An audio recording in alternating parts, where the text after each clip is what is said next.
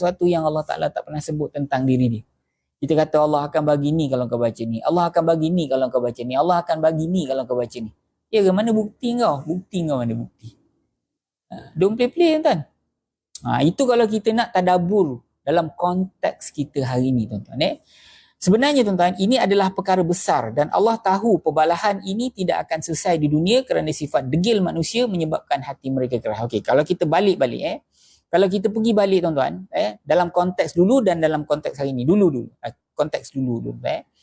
Jadi seperti mana yang saya sebutkan tadi, Bani Israel ni kalau di kalangan orang Yahudi, dia tak akan terima Kristian ni. Dia tak akan terima Kristian, dia tak akan terima pun kita orang Islam, dia tak akan terima. Malahan dia guna perkataan-perkataan yang merendah-rendahkan ataupun menghina orang yang bukan beragama Yahudi. Adalah perkataan-perkataan tertentu, antaranya dia sebut goyim. Tuan-tuan pernah katakan goyim? Goyim ni ialah penghinaan kepada orang yang bukan Yahudi tau. Goyim ni. Penghinaan terhadap orang yang bukan beragama Yahudi. Adalah makna dia tu adalah. Dia punya pandang hinanya kepada bangsa lain. Jadi, kita nak harapkan dia terima agama lain, memang confirm lah tidak. Samalah macam orang Kristian tuan-tuan. Bila orang Kristian yang betul-betul ortodok ni ataupun yang betul-betul tak boleh terima, kau cakap apa pun dia tak terima. Dia akan tak akan terima agama Yahudi.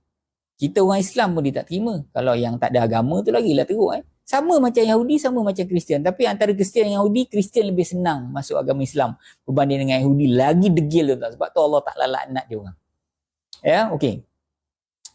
Jadi Kristian pun sama, dia tak akan terima agama yang lain. Kita Islam boleh. Tuan-tuan boleh terima. Jom kita masuk Yahudi boleh. Jom kita masuk Kristian. Sama aja Kristian dan Islam. Ada orang cakap itu. Mana ada? Kalau ada tu orang tu memang ada masalah hidup lah. Ada masalah otak lah. Kita pun kata kita yang paling betul. Betul tak? Dia orang pun kata dia orang yang paling betul. Jadi yang paling betul macam mana? Jom berhujah. Jadi kita ada hujah dan hujah kita cukup kuat yang tidak boleh dilawan oleh Yahudi ataupun Nasrani. Kita tak payah ceritalah orang yang tak ada agama ni tuan-tuan. Orang yang tak ada kitab ni. Kita boleh buktikan dari sudut dalil Allah Subhanahu Wa Taala yang pertama, dan kita pun boleh buktikan dari sudut logik akal. Cuba tuan-tuan buka lah dekat YTube tu. Tuan-tuan buka, tuan-tuan tengok macam mana orang-orang Kristian itu dia kalah hujah dengan scholar-scholar Islam.